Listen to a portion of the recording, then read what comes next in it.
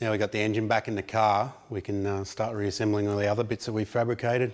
So I've put the radiator and the intercooler back on the front of the car and just done some work just finalising this support bracketry.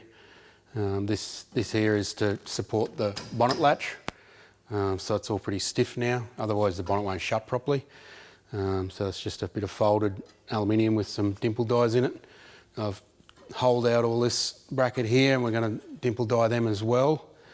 Just let a bit more airflow through to the radiator. We've made a little bracket here to support that. So it's all pretty stiff now. Top brackets for the radiator itself, I hadn't made them yet because we didn't actually know what sort of tilt we'd need on the radiator to allow the intercooler to fit. So I've made up some spaces for that, spaced it out, all fits well. So now we can move on to making some intercooler pipes. So I've got the turbo just sitting on there. We've got to work out this side intercooler pipe. It's going to be 2.5 inch. We just have to be a bit careful about the routing of that because we've also got to make the dump pipe fit as well. So it's a bit crowded over this side of the bay. The 3-inch side of the bay to the throttle body, no problem at all. There's not much there. We'll just sit the manifold on there after Woodregos has put the injectors and stuff in it. We'll just mock it on there for the moment and then make up that 3-inch intercooler piping, and we'll just weld all that up and get onto the dump pipe. I'm hoping to do it in 3.5 inch, but if it's too tight we'll just go back to 3. It won't really affect the power of it.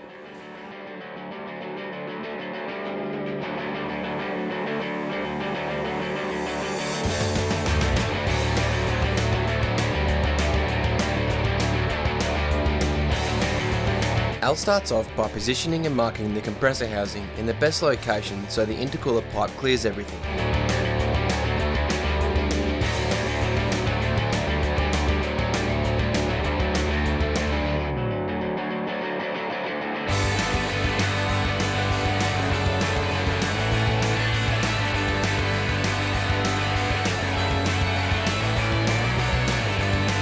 Enough room for a dump there, Al? It will have to be.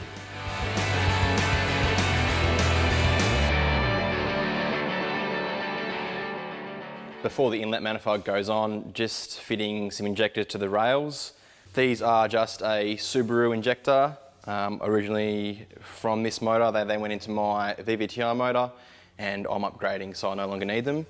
The only thing you need to do is just shorten the spacer on the rail a little bit for them to fit, but they are a direct fit straight on and good enough for this application.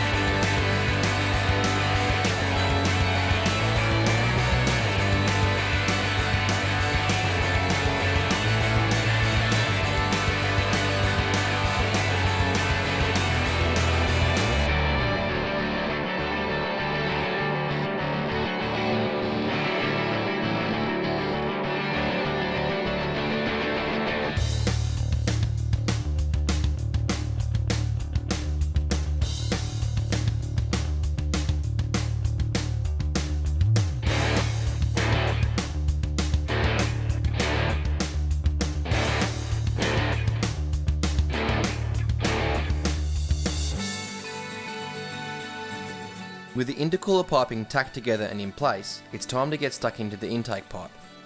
Using a 4-inch alloy donut, Al is able to get the tight radius he requires to get the intake up in the corner and as far away from hot air as possible.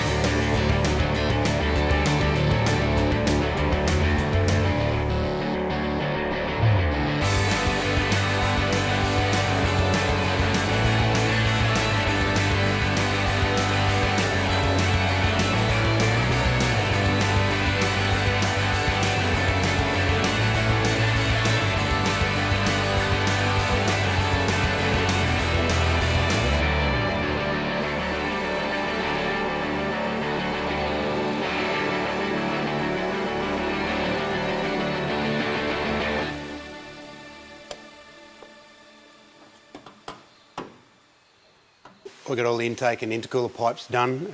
Did it all out of aluminium. It's pretty time consuming, just the welding side of things is pretty slow compared to welding stainless. So we're getting there. The engine bay's starting to look really nice now. It's all, you know, nice and shiny. Those colours go really well together.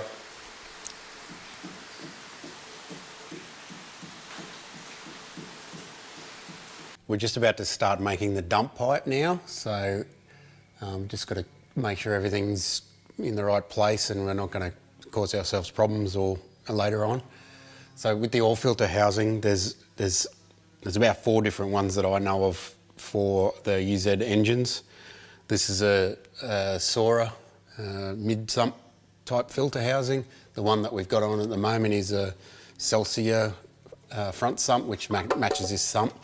I've pinched that off Woody's motor just because it was there, and that's how I roll. This one faces forward, this one faces backwards. This one would have been good, except for it just happens to land right on top of where we've got the oil drain tapped into the sump, so we can't use that unless we move the oil drain, which is probably more of a pain in the butt than using a different oil filter housing. This has got a remote filter housing on it at the moment, but I'm going to unscrew that and just put a normal filter on it because there's no need for us to run remote filter or a cooler or anything in this application. The only thing I need to do to make the filter fit, we're just going to use a smaller filter than normal, and I'm just going to put some spacers underneath the sway bar and just pull it down a little bit to get some clearance for the filter. And that, with that there, we should be able to fit a 3.5-inch dump pipe through. It'll be tight, but it will fit.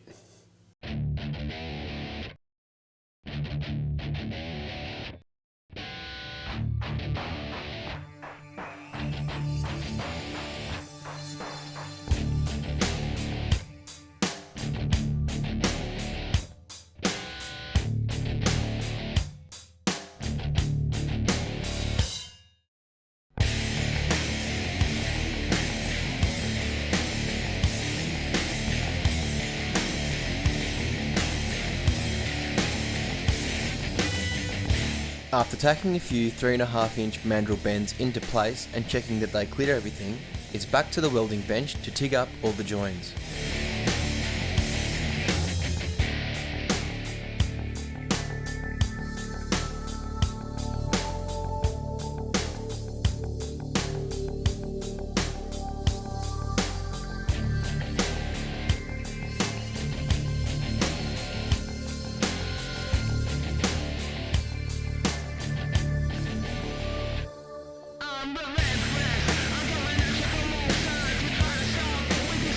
A wideband sensor bung is welded into the dump pipe. Al then cuts off the end, faces off the 4-bolt flange on the belt linisher, and places a 2-bolt flange on the other end in a position where the rest of the exhaust is easily bolted up underneath without hassle.